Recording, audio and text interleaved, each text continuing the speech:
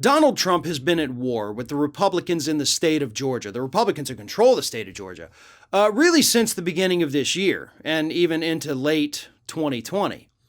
And recently, as we discussed, he gave a little speech in Georgia where he jokingly endorsed Stacey Abrams, Democrat, over Republican incumbent Governor Brian Kemp. Well, after those comments, Republicans in Georgia, those who still support Brian Kemp, decided they'd had enough, and they're starting to speak out, and they're getting angry, and they're attacking Donald Trump and his ridiculous cult-like followers for essentially helping the Democrats and trying to tank the Republican Party. Here's how one of them put it. This is from Buzz Brockway, Buzz Brockway? Is that your real name, Buzz?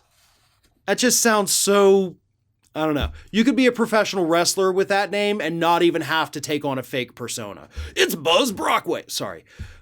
Buzz Brockway, former Republican state representative who lost a primary bid for Secretary of State in 2018, says, "It's a suicidal cult. That's what's happening. It's not hurting the Democrats." Then you have another one. Marcy McCarthy, who chairs the GOP in Atlanta, says, "When President Trump says something tongue-in-cheek about Brian Kemp, I don't think anybody really cares. I think more people are concerned about their everyday living." And then you have another one. This is from James Hall, state Republican Party committee member. "Right now, we are joined at the hip to Donald Trump, who doesn't share the same interests. He wants to torpedo Brian Kemp." So you've got Buzz Brockway and Jim Hall over here saying Trump is screwing us over. But then you have Marcy McCarthy who says, "Oh, nobody really cares. People are going about their lives. Everything's great and wonderful and fun. Don't worry about anything." It really is, I guess you would call it a mild civil war among Republicans in the state of Georgia, because you do have the two factions emerging. Those who say, we got to get away from Trump, he has to shut up, he's going to hurt us. And those like Marcy McCarthy who say, oh, pish, don't worry about it. People are living their lives. No, they're really not, Marcy. I don't know if you've been paying attention, but when Donald Trump tells Republicans to think or feel something, they typically go along and think and feel that.